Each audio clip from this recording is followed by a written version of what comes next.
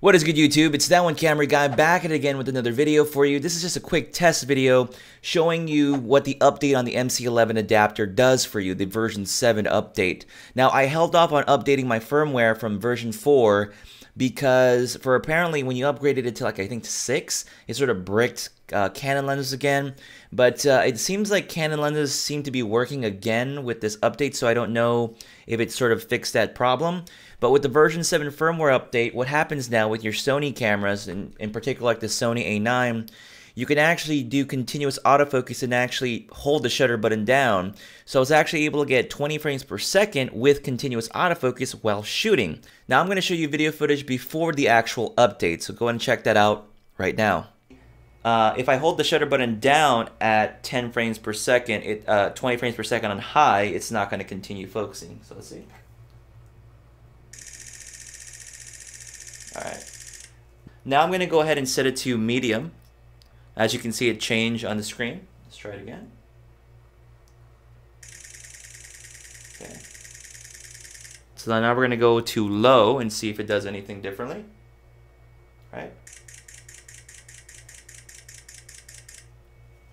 And there you go. If you take a look at that footage, what you notice is that whether it's in low, medium, or high, in any mode with the old firmware, I couldn't get any proper continuous autofocus. The autofocus points would just get stuck, and that's the same thing I dealt with when shooting with the Sony A9 with the Sigma MC-11 adapter. Now, why is this interesting? Is because I shoot with the Sigma 120-300 Sports Series lens. It's going to be a really great option for those of us that don't have that expensive budget. Now, we don't know when the official 400 or 300 millimeter f2.8 or f4 lens are going to be out for the Sony A9, but if this MC-11 adapter kind of corrects this problem and allows you to get some decent autofocus, it's going to be really good. So I am going to be testing it in the real world scenario soon at a sporting event, but let's go ahead and just take a look at an indoor scenario again just to see what it looks like. Now this is with the updated firmware, so go ahead and check it out. We're at low, so we're going to do similar tests that we did before. All right. Go ahead and move it.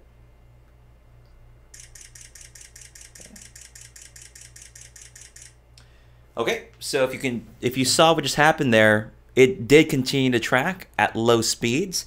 Now let's go ahead and move it, and actually it tracked and took photos. Let's try medium speed, which is about 10 frames per second. Okay.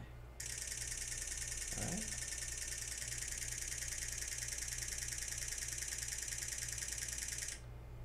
Let's try it back and forth.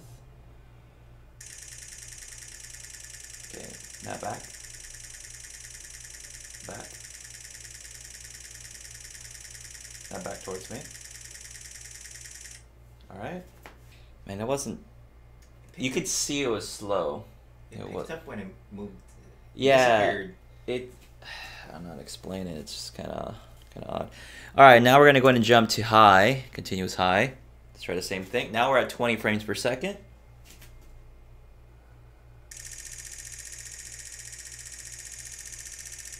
Okay, cool. And now let's do a back and forth test. Slowly. Okay. Go ahead. Alright. Alright, let's try it with the subject. Let's go ahead. Hold link out. Okay. Alright, so we got a subject on there. Alright, go ahead. Left and right. Cool. And now let's go back and forth, okay? Alright, cut. Alright, move it back, forward, back. Alright, that lost it there. So it depends.